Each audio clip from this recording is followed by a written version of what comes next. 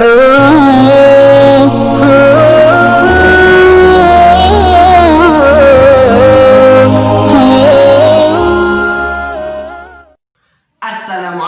sahabat, bertemu lagi di channel Hanif Community. Seperti biasanya, kita akan menyimak kajian agama tentang hukum berziarah dan mengambil berkah. Dan hal ini akan dibahas oleh Habib Jindan bin Novel. Bagi kalian yang ingin request video, kalian bisa komen di kolom komentar di bawah ini, dan juga bisa dengan cara kalian DM ke akun IG saya. Sudah saya sediakan linknya di deskripsi. Bagaimana penjelasannya? Mari kita simak video ini bersama-sama.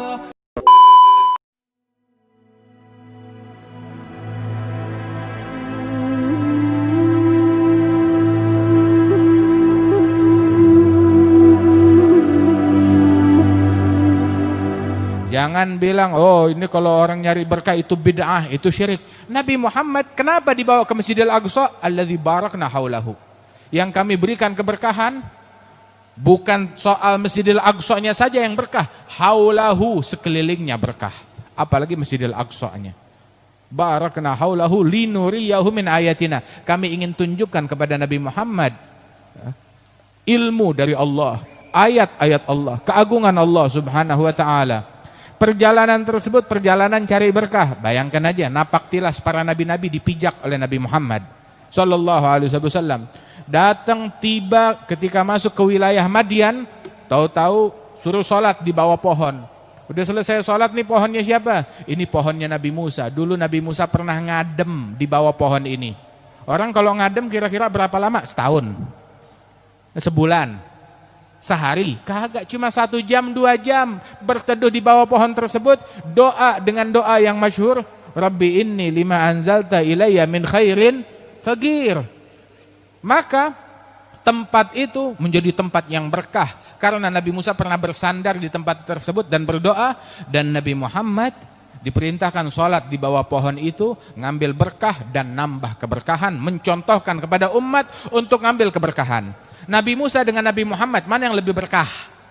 Mana yang lebih mulia? Mana yang lebih agung? Rasulullah SAW. Akan tetapi Nabi ngajarkan, mencontohkan bahwa Rasulullah manusia yang paling adab, paling santun, yastamid hatta mimman huwa dunah, mengambil keberkahan, kebaikan bahkan dari nabi-nabi yang mungkin derajatnya di bawah Rasul. Rasulullah jelas sudah paling tinggi, tapi ngambil keberkahan bahkan dari Nabi Musa dan dari para nabi-nabi yang lain dan menambah keberkahan di tempat tersebut. Nggak cukup sampai di situ, lewat di Baitul Laham sebelum masuk Baitul Maqdis. Tiba di Baitul Laham diperintahkan sholat di tempat ini. Nanya, tempat apa ini wahai Jibril? Hadza Baitul Laham haitsu wulida Isa. Ini adalah Baitul Laham. Kenapa? Ini tempat lahirnya Nabi Isa. Nabi Muhammad diperintahkan sholat di situ, tempat kelahirannya Nabi Isa ala nabiyina wa alihi afdhalus salawat wa azka taslim. Masya Allah. Rasulullah sallallahu alaihi wasallam pun juga memberikan contoh kepada kita untuk ngambil berkah di tempat-tempat yang mulia tersebut. Makanya sungguh orang yang tidak mengerti Quran dan Sunnah, walaupun mengklaim madhabnya madhab Quran dan Sunnah, tapi sungguh tidak mengerti Quran dan Sunnah, orang yang ingin mengikis habis napak tilas dan juga peninggalan dan jejak-jejak Rasulullah sallallahu alaihi wasallam.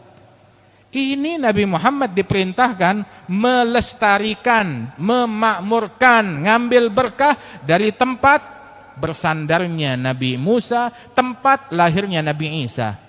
Bagaimana halnya dengan tempat lahirnya Rasulullah sallallahu alaihi wasallam? Bagaimana nasib rumahnya Rasulullah sallallahu alaihi wasallam? Bagaimana nasib pijakan-pijakan Nabi Muhammad yang Nabi pernah tidur di tempat-tempat tertentu di Madinah atau di Mekah, pijakannya Rasulullah itu harus dijaga, itu harus dilestarikan.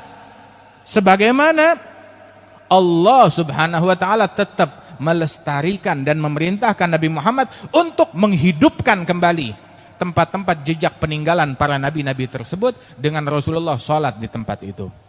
Kemudian Rasulullah sallallahu alaihi wasallam beliau pun tiba di Baitul Maqdis. Itu disebutkan dalam perjalanan mau masuk ke Baitul Maqdis, Rasulullah melewati Nabi Musa di dalam kuburannya. Ngelewatin kuburan Nabi Musa lagi sholat di dalam kuburannya. Al-anbiya ahya fi kuburihim yusallun. Kemudian Rasulullah bilang, saya lihat posisi kuburannya dalam Sahih Al-Bukhari.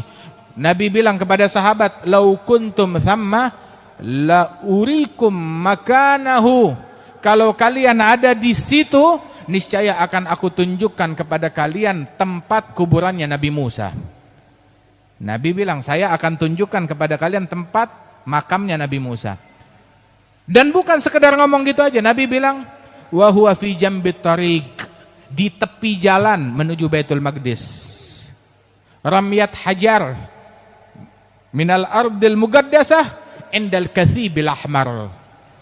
Kuburannya Nabi Musa di tepi jalan menuju tanah suci Baitul Maqdis, jarak 1 batu dari tanah suci Baitul Maqdis. Itu di Kathibil Ahmar, perbukitan ataupun tanah yang tanahnya itu kemerahan. Disebutkan alamat dan ciri-ciri makamnya Nabi Musa. Pertanyaan, kalau ada orang ngasih kepada kita kartu nama, kenalan, ini kartu nama, ini alamat saya, maksudnya apa? Ini alamat saya, kamu jangan datang ya, jangan hubungin saya ya, jangan datang ke rumah saya, ini kartu nama saya, ini alamat saya, ciri-cirinya jalannya kayak begini, kamu jangan datang ke rumah saya. Mungkin nggak? Ngasih kartu nama, ngasih alamat, ngasih ciri-ciri rumah, tujuannya apa? Biar kita datang, biar kita berkunjung, biar kita berziarah. Faham kan orang yang berakal begitu? Kasih tahu sama orang-orang yang ingkar terhadap ziarah. Kasih tahu kepada orang-orang yang ingkar tentang perjalanan berziarah kepada para nabi-nabi, kepada para salihin. Kasih tahu. Nabi Muhammad menunjukkan kepada kita, nih alamat kuburan Nabi Musa, ciri-cirinya seperti ini. Kalau kalian ada di situ, saya yang bakal tunjukin lokasi tepatnya di mana. Wahakadha, dan kuburannya ma'ruf. Kuburannya Nabi Musa ala nabina wa alihi afdhalus salah wa azka taslim. Hingga Rasulullah masuk ke Baitul Maqdis. Minal Masjidil Haram ilal Masjidil Aqsa alladzi barakna haulahu, itu tanah yang penuh berkah. Mudah-mudahan Allah Subhanahu wa taala menjaga Baitul Maqdis dan Allah taala kembalikan Baitul Maqdis ke tangan kaum muslimin dan Allah taala berikan kejayaan kepada kaum muslimin dimanapun mereka berada.